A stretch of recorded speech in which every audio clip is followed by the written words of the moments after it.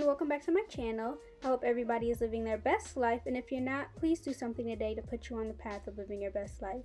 So today we're going to be making some vegetarian spaghetti. And for this recipe, you don't actually need the 6 tomatoes. You can just buy 2 cans of chopped up tomatoes or diced tomatoes. But at my grocery store, we were all out. So you work with what you have. Then you're going to need some chopped up green onions, a half of a red onion. This tomato paste, it was from my previous video, the pizza video. Your regular vegetarian meat, some minced garlic, Italian seasoning, onion powder, ginger, black pepper, basil leaves, and Himalayan sea salt. And spaghetti noodles, of course. So let's get started. Alright, so the first thing you'll want to do is chop up your vegetables. Well, even before that, make sure you wash off all your vegetables with any type of vegetable or fruit wash that you have. Or you can just use regular vinegar, lemon, water. But don't just wash it off with water because that's not really cleaning anything. So go ahead and wash off your vegetables, and then you can go ahead and start dicing your tomatoes or chopping it up as big as you want or as small as you want.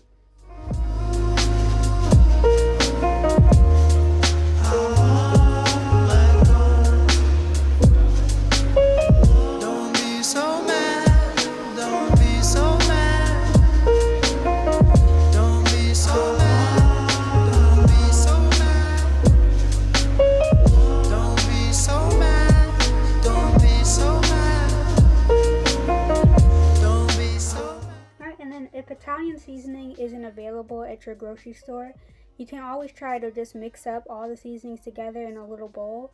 And in this little packet there was marjoram, I'm not sure how to say that correctly, oregano, thyme, rosemary, savory, basil, and sage. So you can just mix all those together and then you'll have Italian seasoning. And then what you want to do is butter up the bottom of your pan. And I don't know why, but I preferred the taste of like butter at the bottom of the pan over oil, like olive oil, any type of cooking oil in general. Because if y'all watch De'Ara and Ken, butter make it taste better, okay? And then what you're gonna go ahead and do is add in your vegetarian meat.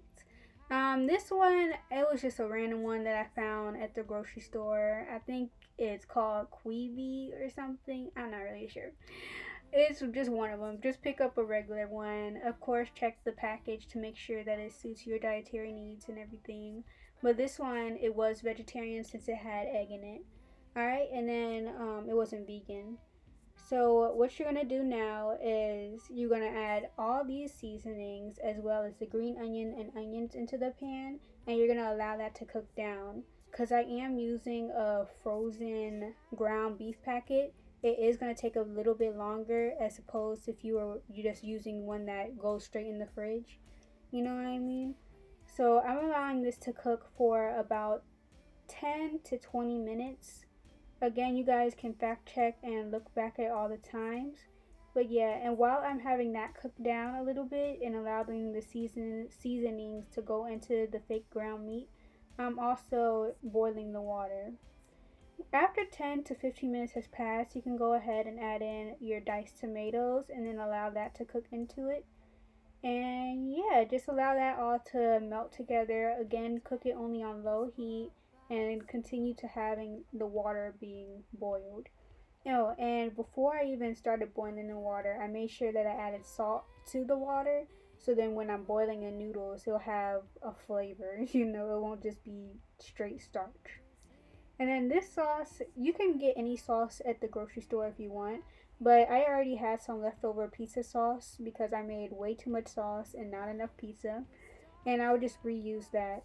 To keep that pizza sauce fresh, sorry, I got a little tongue tied.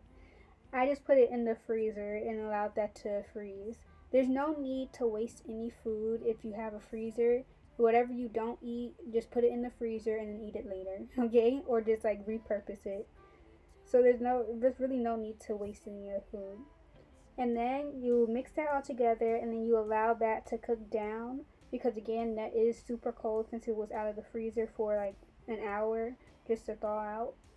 And yeah, you can go ahead and add the noodles, allow that to boil, And as I was waiting for the noodles to get done, what I would like to do is like just take a fork and lift it up, you know, and just to see if it's like translucent, or just to see if it's like still in a stick form or still very wiry, or if it's kind of like, you know, the noodle like texture.